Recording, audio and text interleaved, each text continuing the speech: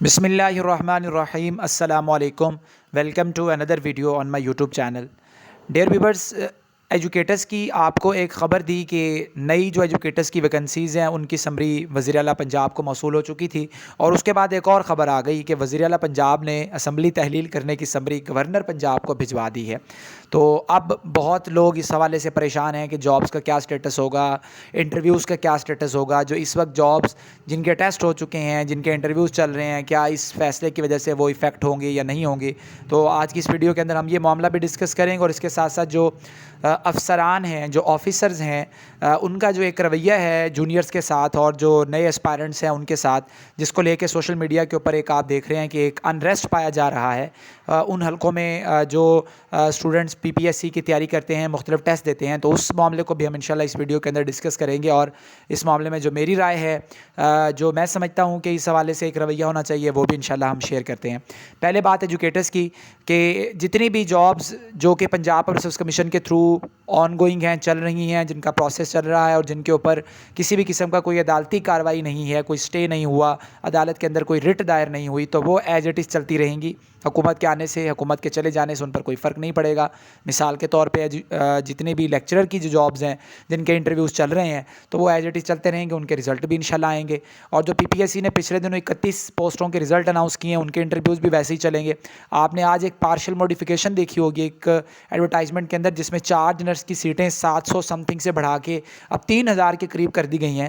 یعنی حکومت کے چلے جانے سے بھی ان سیٹوں کے اوپر کوئی فرق نہیں پڑے گا. الٹا جو حکومت پہلے منظور کر کے جا چکی ہے جن جابز کو، وہ ڈیفینیٹلی آئیں گی. ان کا ایک پروسیس ہوتا ہے، وہ اپنے حساب سے چیزیں چلتی رہتی ہیں.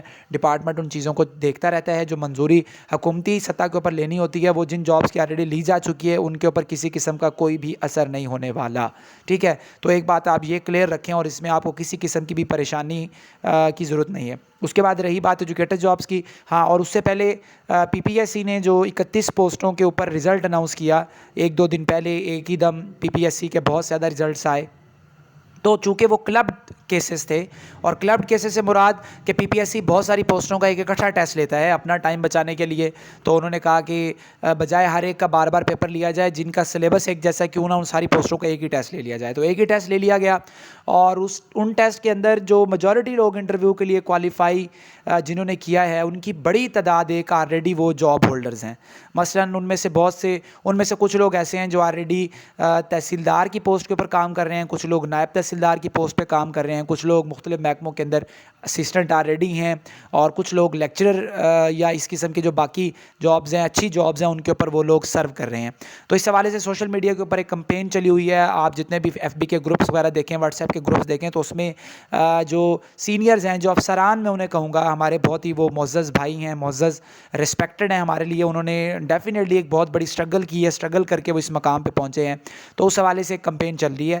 تو اس میں دیکھیں، میرے خیال سے کہ جو افسران ہیں وہ اس معاملے میں تھوڑی سی زیادتی کر رہے ہیں. تو میں ان سے یہ گزارش کروں گا، اور کہ جتنے بھی ہمارے ینگ لوگ آ رہے ہیں، جو نوجوان نسل آ رہی ہے، ان کے لیے اسپیس چھوڑی جائے.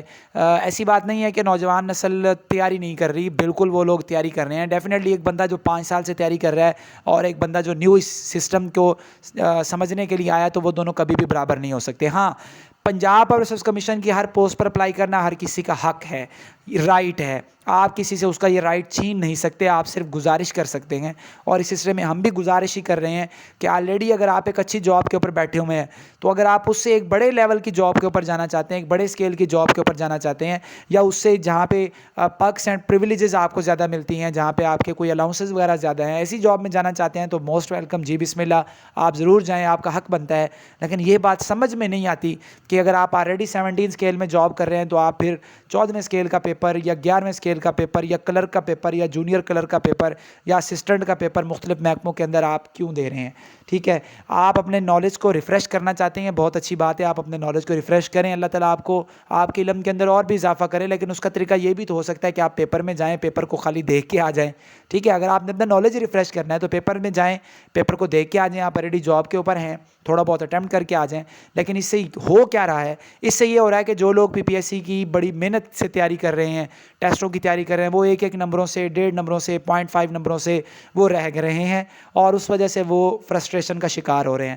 تو میں اپنے تمام معزز سینئر، میرے لیے تمام ہی بہت قابل احترام ہے اور میں ان سب کے مقابلے میں کچھ بھی نہیں ہوں، ٹھیک ہے۔ وہ لوگ بہت بریلینٹ ہیں، بہت ذہین ہیں، اللہ تعالیٰ انہیں پی ایم ایس کے اندر ان کی ایلوکیشن کروائے، اللہ تعالیٰ انہیں سی ایس ایس کی ایلوکیشن دے، اللہ تعالیٰ انہیں ان کی من پسند جگہوں کے اوپر لے جائے۔ لیکن خدا را جو نوجوان نسل ہے، جو ڈگریاں لے کے مارے پھر رہے ہیں، جن کے پاس پرائیویٹ پڑھانے کے لیے کوئی جگہ نہیں ہے، ان کے لیے آپ یہ نہ کریں۔ آپ بڑے اسکیل کی جابس کے اوپر ضرور جائیں، ان کی ٹرائی کریں۔ اگر آپ چھوٹے اسکیل کی جاب کا بھی جا کے ٹیسٹ دینا چاہتے ہیں تو خدا را جا کے جسٹ ٹیسٹ دے آئیں، ٹھیک ہے۔ اپنے آپ نے جتنے نمبر لینے ہیں تھوڑے بہت وہ لے آئیں، پیپر دیکھائیں، آپ کا نالج آپ کے مائنڈ میں تو ہے نا، آپ کو پتہ چل جائے گا، کویسچن کے آنسرز آپ کو آتے ہیں، ٹھیک ہے، آپ کا نالج ریفریش ہو گیا۔ لیکن خدا را ایسے مت کریں کہ بیچارے جو ہمارے بھائی، ہماری جو بہنیں ایک بڑی امید کے ساتھ ٹیسٹوں کے اوپر اپلائی کرتے ہیں، ان کے لیے یہ میرے خیال سے زیادتی ہو رہی ہے۔ اور اس سلسلے میں میں جونیئر سے بھی گزارش کروں گا کہ اپنے سینئرز کا احترام کریں، ایک ادب کے دائرے میں رہتے ہوئے آپ ان سے بات کریں، اپنی گزارش ہی کر سکتے ہیں۔ آپ گالی گلوچ کا جو ایک سلسلہ چلا ہوا ہے، بیجا تنقید کا جو سسٹم چلا ہوا ہے، میرے خیال سے یہ بھی مناسب نہیں ہے۔ ہم ایک پڑھی لکھی کمیونٹی ہیں، پڑھی لکھی کمیونٹی ہونے کا ہمیں ثبوت دینا چاہیے، اور اس سلسلے میں آپ تمام لوگوں سے گزارش ہے کہ اپنا کردار مثبت ادا کریں، ٹھیک ہے۔ اور اللہ تعالیٰ آپ تمام لوگوں کو کامیابیوں سے نوازے۔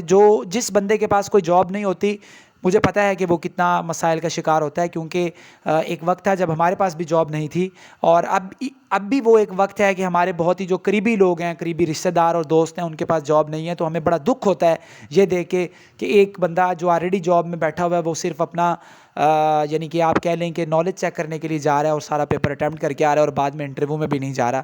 ہو سکتا تھا اس کی جگہ پہ ایک ایسا بندہ آ جاتا جس کے پاس کوئی بھی جاب نہ ہوتی، جو جاب لیس ہوتا، جس کے پاس اپنا زندگی کو گزر بسر کرنے کے لیے کوئی اور دوسرا ذریعہ نہیں ہوتا، وہ بھی تو انٹرویو میں جا سکتا تھا۔ تو میری یہ گزارش ہے، ہاتھ جوڑ کے گزارش ہے، میں انشاءاللہ کسی دن، ابھی تو میں وداؤٹ فیس یہ ویڈیو بنا رہا ہوں، اسکرین کیپچر کر رہا ہوں، میں کسی دن باقاعدہ ہاتھ جوڑ لوں گا ویڈیو پہ آپ کے کہ خدا را جو ہمارے نوجوان ہیں، جو ہمارے ینگ اسپائرنٹس ہیں، ان کا خیال رکھیں۔ یہ آپ کے بہن بھائی ہیں، یہ آپ جیسے ہی ہیں، ان پر رحم کریں۔ اللہ تعالیٰ آپ تمام لوگوں کو خوش رکھے جی۔ جزاک اللہ۔ ویڈیو کو لائک کریں، چینل سبسکرائب کریں۔ اللہ حافظ۔